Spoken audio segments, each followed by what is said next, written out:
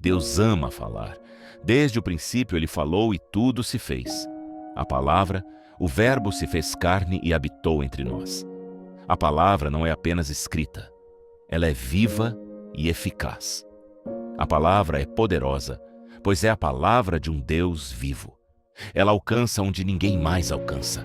Ela confronta, desperta, cura, edifica, salva, liberta e transforma. Quando lemos ou ouvimos as Escrituras Sagradas, não ouvimos apenas palavras. Recebemos vida, esperança e fé. Agora é o momento de exposição da Palavra de Deus. Prepare seu coração com amor, temor e reverência. Se faz, queridos, tudo bem com vocês? Que bom ver vocês, que bom estar de volta das férias, que bom estar aqui com vocês nessa noite. Sejam bem-vindos nessa casa, na nossa família. E eu quero agradecer ao Senhor pela sua vida e também por esse tempo que nós estivemos fora, mas estamos de volta. Começando o ano para alguns ainda vão iniciar o ano, ainda estão de férias, outros já voltaram, enfim, a gente vai se encontrando no decorrer dos dias, isso é maravilhoso. E hoje, irmãos, eu quero que você abra sua Bíblia, por favor, se você pode, no Salmo 73. Salmo 73, nós vamos ler alguns versículos, não vamos ler ele todo, tá?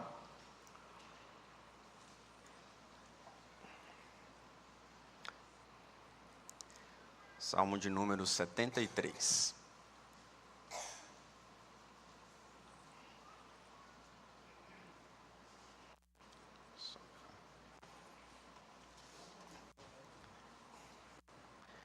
Amém? Encontraram? Amém? Vamos ler? Verso 1 diz assim: certamente Deus é bom para Israel, para os puros de coração. Quanto a mim, os meus pés quase tropeçaram, por pouco não escorreguei, pois tive inveja dos arrogantes, quando vi a prosperidade desses ímpios. Eles não passam por sofrimento, têm um corpo saudável e forte, estão livres dos fardos de todos, não são atingidos por doenças como outros homens. Aí no verso 12, assim são os ímpios sempre despreocupados e aumentam suas riquezas. Certamente me foi inútil manter puro o coração e lavar as mãos na inocência. Pois o dia inteiro sou afligido e todas as manhãs sou castigado. Se eu tivesse dito, falarei com eles, teria traído os teus filhos. Quando tentei entender tudo isso, achei muito difícil para mim. Até que entrei no santuário de Deus, então compreendi o destino dos ímpios. Certamente os põe em terreno escorregadio e os fazes cair na ruína. Verso 21, irmãos. Quando o meu coração estava amargurado e no íntimo eu sentia inveja, agi como insensato e ignorante. Minha atitude para contigo era de um animal irracional. Verso 23. Contudo, sempre estou contigo. Tomas a minha mão direita e me sustens. Tu me diriges com o teu conselho e depois me receberás com honras. A quem tenho no céu, senão a ti? E na terra nada desejo além de estar junto a ti.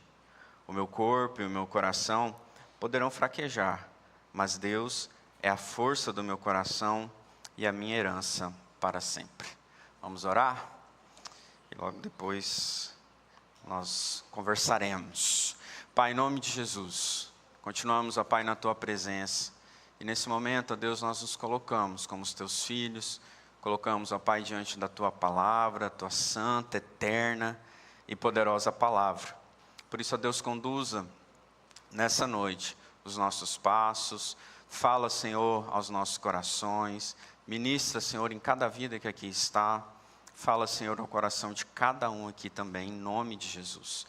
Nós agradecemos a Deus por esse tempo tão precioso que o Senhor separou para nós, de estarmos aqui na Tua casa.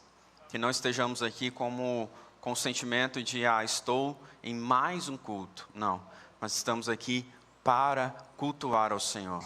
Que o nosso coração esteja com essa expectativa daquilo que o Senhor é e faz por nós e através de nós. nós te agradecemos e te louvamos em nome de Jesus. Amém? Cadê o blém? Bota o blém aí, queridos. Irmãos, você já olhou para alguém ou para alguma situação e falou assim: poxa vida, essa pessoa passa a vida melhor do que eu. E olha que eu sou temente a Deus. Eu temo a Deus, eu amo a Deus, mas eu olho para a vida dessa pessoa que nem é temente a Deus e a vida dela está melhor que a minha. Ela não passa por sofrimento, não tem dificuldade financeira, é próspera, é alguém feliz, emocionalmente estável. E aí você começa a se questionar. Quem nunca passou por isso? Ninguém, né? Todo mundo já passou ileso por isso. Todos nós um dia vamos olhar para uma situação que nós estamos passando em comparação com o que o outro está passando, melhor do que a nossa, e vamos fazer esse tipo de balanço, de comparação. É normal isso acontecer? Talvez sim, mas é bom que isso aconteça com frequência? Não, não é. Então, irmãos, esse salmo que nós lemos aqui, e nós vamos entrar nele, vai falar um pouco dessa frustração e dessa comparação. Porque há um tipo de dor que não nasce do pecado escancarado. Há um tipo de dor que não nasce de um pecado escandaloso. Mas há um tipo de dor que nasce de um coração sobrecarregado e até de uma fidelidade cansada. Pessoas que foram fiéis e se cansaram de serem fiéis. Que pararam e olharam: será que tudo isso vale a pena? Será que me guardar? Será que me preservar? Será que ser radical contra o pecado? Será que me santificar, ler a Bíblia, orar, estar na presença de Deus, de fato vale a pena? Você continua indo, continua servindo, continua orando, continua tentando manter a sua vida em santidade, tentando ficar com a sanidade em dia, mas no fundo, existe um barulhinho, como se fosse uma porta rangendo, dizendo: será que vale a pena tudo isso? Cadê o blém? Está tentando ainda? Então vou pedir para o Solano vir aqui fazer um fundo. E nesse Salmo 73, a gente vê um adorador, um levita, um líder do altar, um homem chamado Asaf, que Davi tinha escolhido para ser então o adorador ali mor, digamos assim. Era um homem que foi separado para aquilo, para uma adoração dentro do templo. Ele instituiu ali os corais, ele instituiu ali as canções, algumas canções, fez ali uma escala de adoração no templo que acontecia 24 horas praticamente. Além disso, nós temos aqui registrado 11 salmos de Asaf. E Asaf, então, esse grande homem de Deus, esse grande adorador, um grande levita, um grande homem da música, salmista, Asaf então tem um momento de crise. Tanto é que o salmo, logo de cara, ele fala no verso 1, certamente Deus é bom para Israel, para os puros de coração, mas logo depois, do verso 2 ao verso 12, praticamente 13, 14, ele usa boa parte do salmo para colocar a sua frustração. E mais uma vez, a situação aqui de Asaf não era um grande pecado, não era algo escandaloso, não era algo que as pessoas estavam dizendo: olha, você viu o que Asaf fez? Não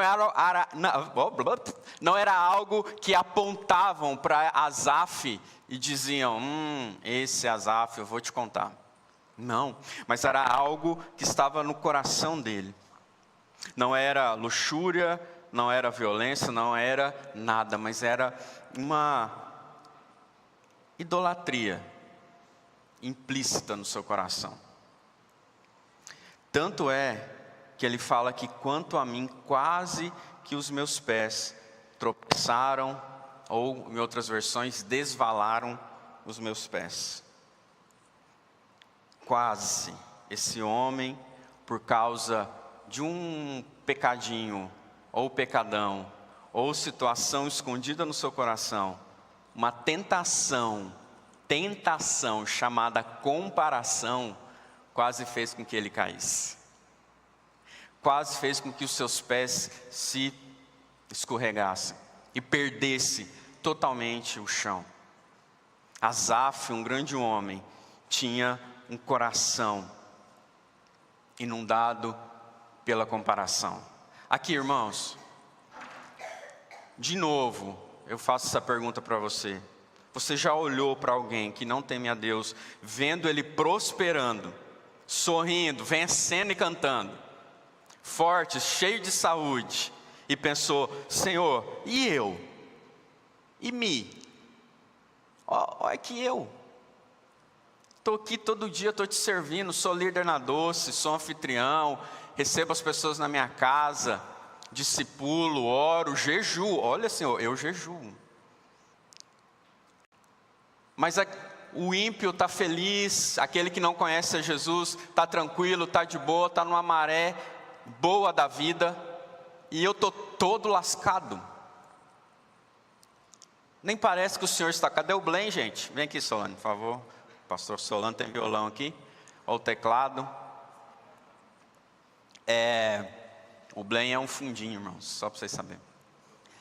Oh, meu Deus do céu, isso é as férias, é que ele andando na tirolesa, desceu toboágua, né?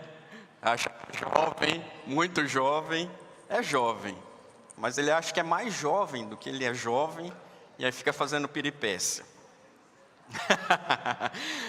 Irmãos, aí o homem vê um jovem de 40 e poucos anos, feliz, saudável, e ele está aí com dor nas costas, reclamando: Senhor, por que eu? Por que eu, Senhor? E vem a pergunta, irmãos: vale a pena ser fiel?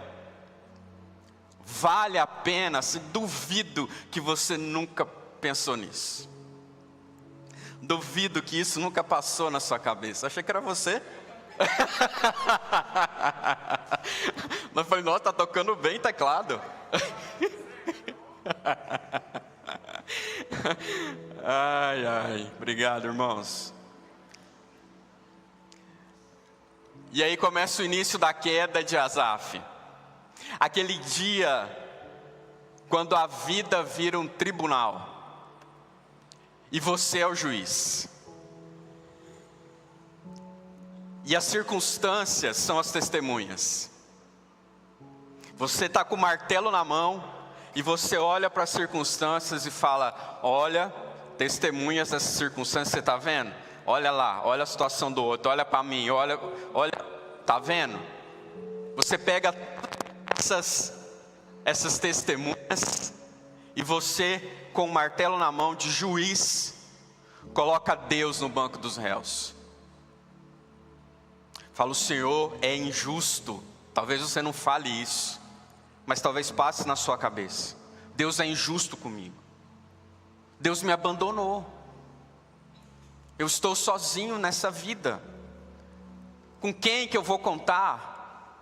Está tudo dando errado. Deus desistiu de mim. Talvez você não desistiu de Deus, mas pensa que Deus desistiu de você. Por causa de quê? Das circunstâncias, que são as suas testemunhas, e você agora o juiz, com o martelo na mão, determinando isso. A realidade, irmãos, é como é. A realidade, às vezes as circunstâncias vão falar bonito para você, vão ter argumentos bons para você, e você vai falar: ah, é isso que eu precisava ouvir. As circunstâncias, a realidade da sua vida, às vezes vai apontar para o ímpio que prospera, para o arrogante que sobe na vida, para aquele que é desonesto. Aquele que é desonesto e continua crescendo e prosperando. Aquele homem que é infiel, mas que continua sorrindo e a vida sorrindo para ele. Aquela situação que parecia difícil para você, mas que a outra pessoa passa sim, no estralar de dedos. E aí você então olha para tudo isso, para essas provações, para as portas que não se abrem, para as suas orações que não recebem resposta, e fala,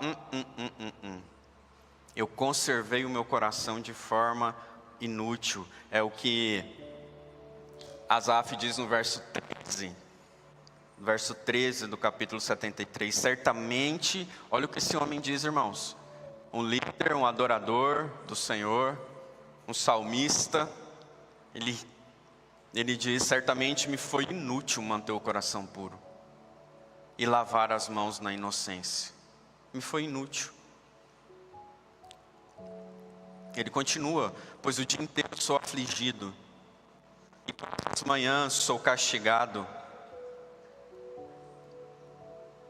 Esse homem está frustrado, com a mentira tomando conta do seu coração, com a sua fé em crise. Olha aqui para mim, irmãos, queridos. Ter crise na vida não é falta de fé. Normal nós termos crise na vida. A fé, ela vai sendo amadurecida, vai sendo processada e vai sendo transformada diante das situações que nós estamos vivendo. Sim ou não? É assim. É assim que funciona a nossa fé. Ela vai sendo melhorada. Olha só o que o Spurgeon diz. Ele diz, meu Deus, por mais desorientado e confuso que eu esteja, nunca permitas que eu pense mal de ti. Se eu não entendo, nunca permitas que eu deixe de crer em ti. Se eu não entendo uma situação, mas eu continuo crendo em Deus. Amém? Vocês estão aqui? Você pode não entender a situação que você está passando. Você pode não entender a frustração, a dor, a perda, a doença. Mas nós não podemos deixar de crer nesse Deus. E aí, esse texto começa esse veneno silencioso da inveja, da comparação no coração de Asaf. Um homem invejoso. Um homem invejoso. Ele fala aqui do verso 4 ao 10, e ele coloca detalhes, irmãos queridos. Detalhes de coisas que os ímpios tinham, e ele que era um homem adorador, líder, levita, ele não via nele mesmo. Ele olhou para várias áreas da vida das pessoas e se sentiu injustiçado, muito injustiçado. Irmãos, nesse sentido, a confusão no coração daquele homem foi algo que quase fez ele cair. Ser fiel não valeu a pena, manter o coração puro não de nada adianta. Eu deixei de viver um monte de coisa por causa do Senhor, da sua obra, e agora estou aqui desanimado, cansado, tentando desistir de ser santo. Ele olhou para tudo isso e o seu coração foi se enfraquecendo. Aqui, queridos, por que eu estou entrando nesse assunto com a gente? Porque a gente começa o ano com um tanto de pensamentos na nossa cabeça. E talvez você veio do ano de 2025, ano passado, com alguns pesos que ainda você não deixou, com algumas situações na sua vida que ainda não se dissolveram, não se resolveram, com alguns pecados de estimação, com alguns orgulhos maltratados, com algumas invejas não curadas, com algumas comparações que é intangível para você. O Senhor quer que nós resolvamos isso, e Ele está nesse processo conosco. Nós não estamos sozinhos nessa caminhada, queridos. O Senhor está nos conduzindo por uma cura. O Senhor está querendo, como nós louvamos hoje, tirar um pouco os nossos olhos dessa terra e olhar mais para a eternidade. O Senhor está fazendo um processo curador em nós. Por isso, nada além dele, nada além de ti, ó Deus, é o que nós vamos falar aqui. Porque olhar para as coisas terrenas e colocar toda a nossa expectativa nisso aqui, não que nós não devamos construir, estudar, casar, ter filhos, planejar, não é sobre isso. A questão é quanto do meu coração está nisso, o quanto eu amo tudo isso, o quanto tudo isso para mim é tudo, o quanto isso é prioritário, é grande dentro do meu coração. Existem situações, irmãos, que nos fizeram parar e não avançar para aquilo que o Senhor tem para nós na nossa vida. Aqui, e às vezes são coisas pequenas, são egos da nossa vida maltratados, mal resolvidos. Ah, porque eu acho que deve ser assim. Ah, porque não fizeram por mim. Ah, porque eu quero, eu preciso, eu posso. Tudo o meu reino, em contraponto com aquilo que Deus é, o reino dele. E nós precisamos resolver isso. Olha só, depois de reclamar disso tudo, depois de olhar a sua situação, a situação da sua vida, é como se você hoje olhasse para a sua vida e falasse: olha, eu sou o juiz, como eu disse, está aqui as minhas testemunhas, então a análise da minha vida é essa, está aqui o desenho, pronto, é isso, e você bate o martelo, está tudo sendo injusto para comigo, pá, eu sou o maior injustiçado dessa terra, pá, você sendo juiz da sua própria vida. Foi isso que Asaf fez. Só que aí o texto continua. Verso 16. Não colocar os olhos sobre a terra, sobre as coisas terrenas, é um ponto para nós irmos além e termos mais de Deus. Mas o verso 16 diz: quando tentei entender tudo isso, achei muito difícil para mim. 17. Até que entrei no santuário de Deus e compreendi o destino dos ímpios. Aqui tudo muda, irmãos. Até que entrei no santuário de Deus. Asaf, obviamente, ele não foi na internet, que naquela época não existia. Mas talvez nós vamos buscar socorro no Google, no Chat GPT, no Gemini, ou buscar o nosso socorro em coisas passageiras, em coisas que vão dar um pouquinho de alegria para nós, um like na internet, uma bebida, uma ficada, uma pulada de cerca, coisas para encher a minha alma vazia e buscando aprovação, aceitação.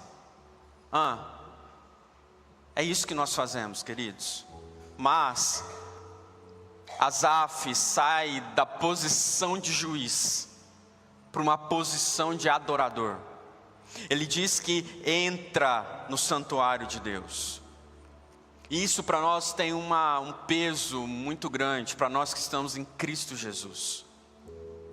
Asaf, ele entra fisicamente nesse templo, onde a presença de Deus era real, era manifesta ali. Tinha o santo dos santos, tinha aquele ambiente todo de adoração. E ali ele muda o seu ponto de vista. Aqui, Deus não mudou com Asaf. E Deus não muda com a gente. Deus é o mesmo ontem, hoje e o será eternamente, amém?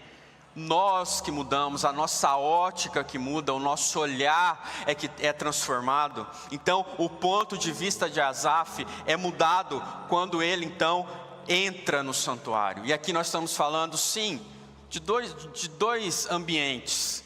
Um ambiente físico aqui, onde nós entramos nesse lugar de adoração, onde nós ouvimos a voz de alguém adorando comigo, orando comigo, cantando comigo. Por isso Jesus deixou a igreja nesse sentido.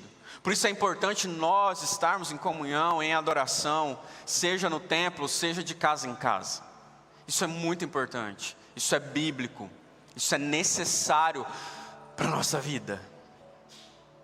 Mas, para nós hoje entrar nesse santuário, é estar diante da presença de Deus, é estar com Jesus, é querer estar com Jesus, é querer se envolver com a sua presença, com a sua glória, com a sua santidade, é querer, meu irmão, estar envolvido com Deus, porque quando nós estamos na casa de Deus, na sua presença, no lugar da habitação de Deus, nós somos curados. A nossa alma é lavada, as trevas da nossa alma agora recebem luz, salvação. Encontramos pessoas como nós, descobrimos que as pessoas também enfrentam problemas como eu enfrento, e nós nos ajudamos. Então, quando nós estamos na presença de Deus, na casa de Deus, a nossa visão muda. Quando nós estamos contemplando a Jesus, a nossa visão é transformada. Ei, aqui, se você diz que contempla Jesus, mas a sua vida não é mudada, a sua visão não é mudada, tem algo de errado. Porque quando nós nos expomos ao Senhor, a sua palavra, a oração, a sua presença, nós somos mudados. Inclusive as nossas chatices e o nosso ego vão se dissolver na presença gloriosa de Jesus. Sabe por que você está tão amargurado às vezes? Tão doente às vezes, tão cheio de si? É porque não há espaço para a presença de Deus na sua vida.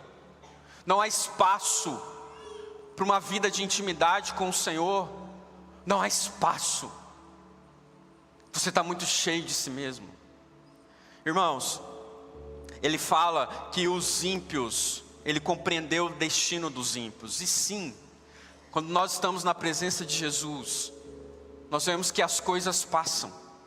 As coisas dessa terra são passageiras. Jesus disse isso. Ajunta tesouros nos céus, onde a traça não corrói, a ferrugem. Então, quando nós olhamos para os ímpios que estão prosperando, a gente sabe que se eles não tiverem a Jesus, essa riqueza não é nada. Os seus bens, os seus bens e as suas posses não são nada. Você entende isso? E porque nosso coração inveja esse tesouro que perece, se nós temos um tesouro, uma glória maior do que tudo isso? Porque nós olhamos tanto para as coisas que perecem? Porque nós preocupamos tanto com aquilo que nós tocamos, vemos, sentimos, participamos, que perece, que passa? Aqui, se você sondar bem o seu coração, a sua conta bancária, o seu tempo no celular e o que você anda mais olhando, ali estará o seu coração. Faça essa análise da sua vida, veja onde está o teu tesouro, porque ali estará o teu coração. Nós estamos envolvidos com muitas coisas, pensando em muitas coisas, cheio de informações, cheio de coisas, mas não estamos nos importando com o que é essencial, com o que é o tesouro mais precioso da nossa vida, que é Cristo Jesus, o nosso Salvador. Eu preciso me importar com Jesus, você precisa se importar com a glória dele, você precisa se importar e não ignorar a presença de Jesus. Asaf entrou na presença de Jesus. Perdão, no tabernáculo, na presença de Deus, e nós entramos na presença de Jesus. Isso deveria fazer muita diferença em nós. Deveria, irmãos. Ele entrou, ele experimentou, ele não ficou ouvindo falar. Ele entrou ele abriu essa porta, ele entrou na presença de Deus e as coisas começaram a mudar. Tanto é que ele diz, verso 18: certamente os põe em terreno escorregadio. Aqui ele começa a ver a ruína daqueles ímpios. E aí, no verso 21, ele reconhece: quando meu coração estava amargurado, e no meu íntimo eu sentia inveja, agi como insensato, ignorante. E o que mais que ele fala? E eu era como um animal. Eu era como um animal. Nada além de ti é se ver com honestidade, irmãos. Fazer esse autoexame. Nós somos muito bons para examinar o outro. Ótimos. Quando eu subi aqui, você já me examinou de baixo para cima. E eu também examinei você de alguma forma. É normal. A gente faz isso. Agora, faça um autoexame. Olhe o seu coração. Há ressentimento, como ele diz aqui, inveja, amargura. Nós somos rasos para examinar nós mesmos. Mas somos especialistas em analisar o outro, principalmente aquele que mora com a gente. É fácil você apontar para o seu cônjuge, para o seu marido, para a sua esposa, para o seu filho, o que ele precisa melhorar. E você, não toque nesse assunto comigo. Nós somos tolerantes, queridos, com os nossos próprios pecados, com as nossas dores, com as nossas mazelas. Nós somos tolerantes com a gente, mas nós somos intolerantes com o próximo. Nós somos intolerantes. O maior problema de Asaf era o seu ego. Era o seu ego. Ele então, agora ele reconhece o seu ego. Nosso coração passa a governar a nossa cabeça. Agimos como um animal, ele diz, irracional. E não é? Nós perdemos o controle das coisas. Nós perdemos o controle sobre as nossas emoções, sobre a nossa vida, e agimos como um animal. Não estamos preocupados com nada, com ninguém. Nós queremos atender os nossos desejos, os nossos instintos.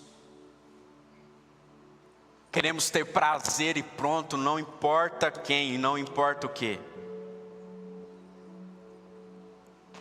Nada além de ti, Deus, é não colocar os olhos sobre as coisas terrenas, é colocar os olhos em Deus, que é tudo, porque Ele é a nossa herança.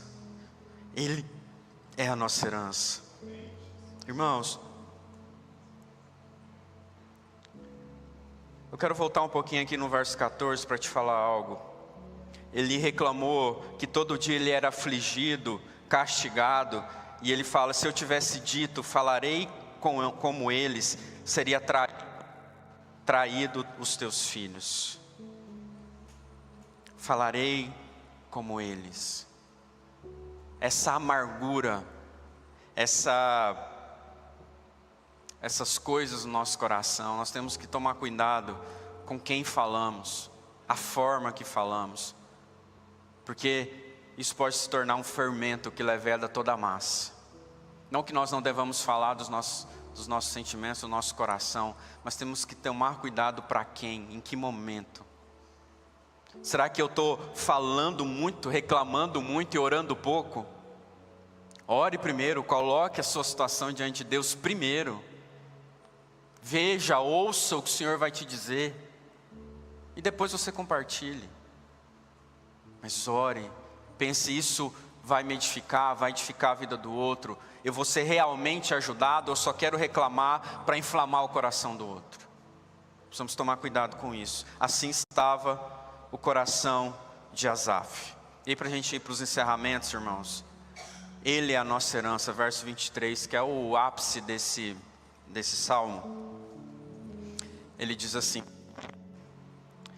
contudo, sempre estou contigo. Tomas a minha mão direita e me sustém. Tu me diriges com o teu conselho e depois me receberás com honras. A quem tenho no céu senão a ti? E na terra nada mais desejo além de estar junto a ti. O meu corpo e meu coração poderão fraquejar, mas Deus é a força do meu coração e a minha herança para sempre. Amém. Irmãos, esse grito da alma de Asaf revela de fato o coração dele agora, o desejo, o anseio desse homem. Ele dá esse grito dizendo: todavia estou sempre contigo. O filho pródigo estava na lama, mas ele voltou, o Senhor o recebeu. Esse estou sempre contigo é como a ovelha que estava perdida, mas o pastor o encontrou. Deus, apesar de nós, Ele nos ama e nos encontra. Jesus, apesar das nossas mazelas, dos nossos pecados, Ele nos perdoa e nos restaura. Essa é a verdade do Evangelho, irmãos. Um homem que estava na lama agora é limpo. Um homem que estava perdido agora é achado. Uma pessoa que estava triste, amargurada, agora recebe em si uma paz eterna. Asaf descobriu isso. Ele diz: o Senhor me segura pela minha mão. Os seus pés, ele começa dizendo no verso 2, que os meus pés estavam tropeçando, e agora ele declara: o Senhor me segurou. O Senhor me segurou. Nós vamos às vezes tropeçar, nós vamos escorregar, nós vamos errar, mas isso não quer dizer que o Senhor desistiu de nós. Isso não quer dizer que o Senhor virou as costas para nós. Ele continua segurando pela sua mão. Ele continua nos impedindo de cair. Asaf quase caiu e o Senhor segurou pela mão. Mas se ele tivesse caído, o Senhor o pegaria, o levantaria. Assim o Senhor faz conosco, queridos. Por isso, independente de como eu estou, eu não posso parar. Independente dos meus sentimentos, das minhas amarguras, eu entro na presença de Deus, eu entro no santuário de Deus, e ali eu sou sustentado, e ali eu sou levantado, e ali eu sou renovado. É na presença de Deus, é na casa de Deus, é sob os cuidados do Eterno. Aquele, irmãos, aquele que criou todas as coisas, que criou os céus, a terra, olha isso, que coisa assombrosa e maravilhosa que Ele fez. Ele se importa com um pequeno, pobre, cego e nu como eu. Ele se importa conosco. Ele nos pega pela mão, Ele nos restaura. O texto continua: tu me guias, o teu conselho eterno, e depois me recebes na glória. Me recebes na glória. Asaf, de certa forma, está aqui falando o que o apóstolo Paulo falou bastante, que é a perseverança dos santos. Perseverem, perseverem, porque a glória, a coroa de vocês não está aqui, o tesouro de vocês não está nessa terra. Os ímpios podem ter carros, mansões e tudo mais. Os ímpios podem ter todas essas coisas que talvez você almeja, mas existe algo maior. Existe algo mais sublime, mais maravilhoso, que palavras não podem expressar, que está reservado para aqueles que perseveram em Cristo Jesus. Jesus diz que todos que vierem a Ele jamais lançará a mão. Ele não vai lançar fora. Ele é misericordioso. A sua graça nos alcançou. O seu amor nos alcançou. Asaf descobre então, diante de tudo isso, não tem nada além de ti.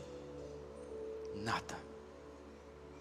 Tudo é nada. Nessa matemática da fé, mais é menos. Ter mais aqui nessa terra não significa nada. E nós estamos correndo, irmãos. Aí talvez esse ano você vai correr. Porque você tem muitos sonhos para essa terra. Você tem muitos alvos para as coisas dessa terra. E nós precisamos, como eu disse, não ser negligentes e planejar. Mas o nosso coração precisa olhar tudo isso e dizer: a quem tenho no céu senão a ti? E na terra, nada mais desejo além de estar junto a ti. Nada nessa terra chama mais a minha atenção, do que a sua presença, Senhor.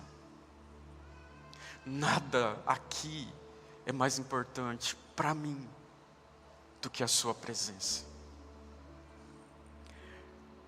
A quem tenho no céu senão a ti? Não há outro Deus, não há outro como o Senhor. E nessa terra não tem nada que eu deseje mais. Nada além de ti, nada acima de ti, nada melhor do que ti. Nada. Ter Deus é ter tudo, mesmo quando não se tem nada. Mesmo quando não se tem nada. Talvez você está olhando para a sua vida e fala: mas eu não tenho nada. Mas a minha graça te basta. Porque o meu poder se aperfeiçoa na sua fraqueza. Ter Cristo nos basta. Ter Jesus nos basta. Nós precisamos ter Deus, queridos, como nosso deleite e a nossa herança. Essa terra tem muito para te oferecer. Talvez seu coração está pendendo para algumas coisas aqui. Mas não tem outro, não tem nada, não tem coisa melhor e maior do que o Senhor. E essa canção precisa estar reverberando no nosso coração durante todo esse ano, durante toda a nossa vida. Nada além de ti. Essa frase, esse versículo, esse desejo de estar com o Senhor, dissipando os meus egos, dissipando os meus pesos e deixando com que essa glória maravilhosa então se revele em mim. Os justificados em Cristo têm tudo em Deus, ou que desejam, ou aquilo que precisam. Asaf então descobre que o sentido da vida não é o dinheiro, mas Deus. E que a verdadeira riqueza não é ter ouro, mas é ter Deus. Descobre que o dinheiro não dá segurança, mas Deus é que nos dá essa segurança eterna e nos guia pelo caminho eterno. Ah, irmãos, Deus é a fortaleza do nosso coração. E Ele termina dizendo: os que te abandonaram, verso 27, sem dúvida perecerão. Tu destrói todos os infiéis. Mas para mim, bom é estar perto de Deus. Bom é estar perto de Deus.